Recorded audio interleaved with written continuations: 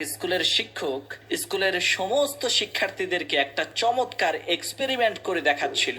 শিক্ষক রোদের মধ্যে একটা ম্যাগনিফাইং গ্লাসের মাধ্যমে কাগজের মধ্যে আগুন ধরাচ্ছিল। এমন সময় শিক্ষার্থীদের মধ্য থেকে একজন সেই শিক্ষককে বলতে লাগলো, স্যার, আমার একটা প্রশ্ন আছে। সেটা হলো, এত বিশাল বড় সূর্যের প্রখর রোদের মধ্যে সারাদিন যদি এই কাগজগুলোকে ফেলে রাখা হয়, তারপরেও এই কাগজে আগুন ধরে না, কিন্তু এই ম্যাগনিফাইং গ্লাসের মাধ্যমে ওই সূর্যের আলোটাই কাগজের উপরে পড়ার কারণে আগুন ধরে যাচ্ছে কেন?